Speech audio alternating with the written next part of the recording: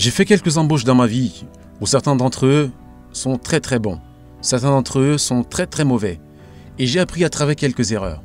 Donc quand il s'agit d'embaucher, il s'agit de faire croître votre entreprise. Rien n'est plus important que votre équipe. Point final. La meilleure équipe gagne en affaires. Pas les techniques.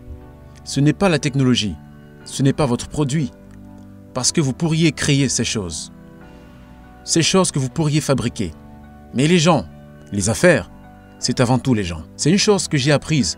J'ai vu des gens avec de grands talents, de grands leaders avec de grandes idées. Mais ils ont une équipe moche. Je prendrai une idée moyenne et une équipe formidable, n'importe quel jour de la semaine, contre une idée géniale et une équipe moyenne. Parce qu'une équipe moyenne ne pourrait pas exécuter l'idée, comme nous le souhaitons. Mais une grande équipe, vous pouvez prendre une idée moyenne et vous la ferez fonctionner. Vous modifierez, vous pivoterez, vous améliorerez, vous mettrez à niveau et vous y arriverez. Donc en matière d'embauche, je crois qu'il y a 3 types d'employés. C'est ce que j'ai appris. Maintenant, le premier type est ce que j'appelle un grogneur. C'est correct. C'est comme ça que ça sonne. Un grognement. Alors comment sauriez-vous qu'un employé potentiel est un grogneur? Donc pendant le processus d'entretien, juste après, vous savez comment vous leur posez toutes les questions de l'entretien. Vous leur posez des questions à ce sujet, sur leur parcours, leur psy, toutes les questions typiques que vous posez. Ce que vous voulez demander, c'est s'il y a des questions. Et lorsque vous leur demandez durant l'interview s'ils ont des questions pour vous, il va te répondre, c'est quoi, comment calculez-vous les heures supplémentaires? Combien d'heures je dois travailler exactement? C'est un grognement.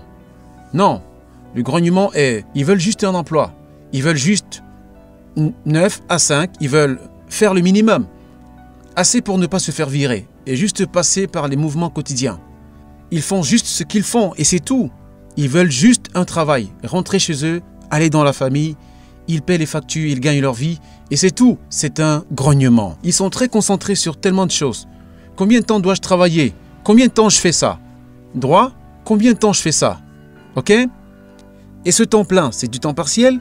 S'il te pose ce genre de questions, ça signifie que c'est juste un accompagnateur. D'accord? Maintenant, cela dépend de votre type d'entreprise.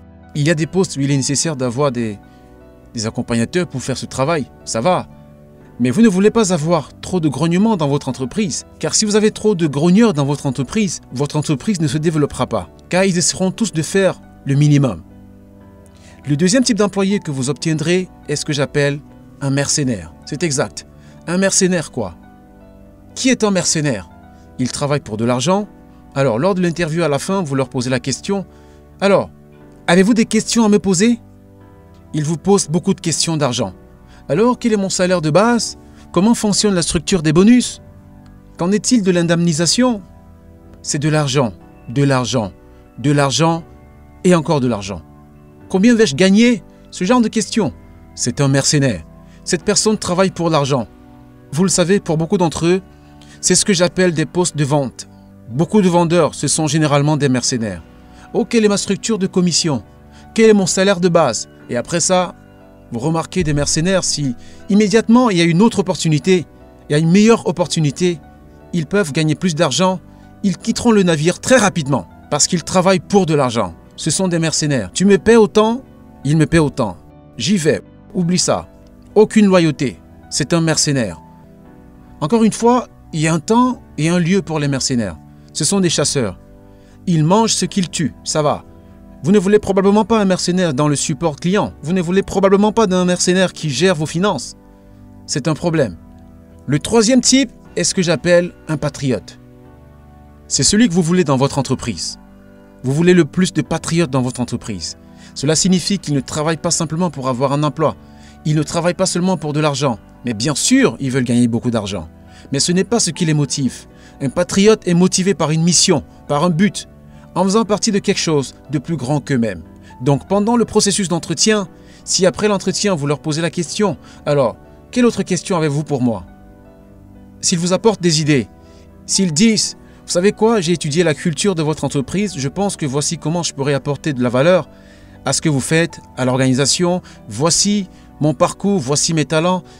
Et j'ai remarqué que vous pouvez peut-être essayer cette idée, peut-être que nous pouvons essayer cette idée. Ils réfléchissent déjà aux moyens d'améliorer cela. Pas d'un prospect arrogant. Oh, je pense que votre entreprise, vous faites quelque chose de mal, vous devriez le faire. Non, non, non, ils veulent contribuer, ils veulent grandir. Ils sont motivés par la contribution et ils sont motivés par la croissance. Ces gens patriotes, ceux que tu veux embaucher, ceux que vous devez embaucher suffisamment. Parce que quand vous avez un groupe de patriotes, ce qui se passe au sein de votre entreprise, vous aurez une culture tournée vers la croissance.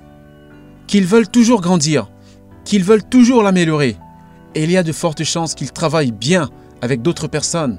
Parce qu'ils savent qu'ils ne peuvent pas le faire par eux-mêmes. Ils doivent travailler avec d'autres personnes afin de faire de cette vision une réalité. Ils ne sont pas là pour vous assombrir. Ou ils ne pensent pas, oh ouais, mec, 9h-17h, comme 4h50, je suis déjà à l'horloge.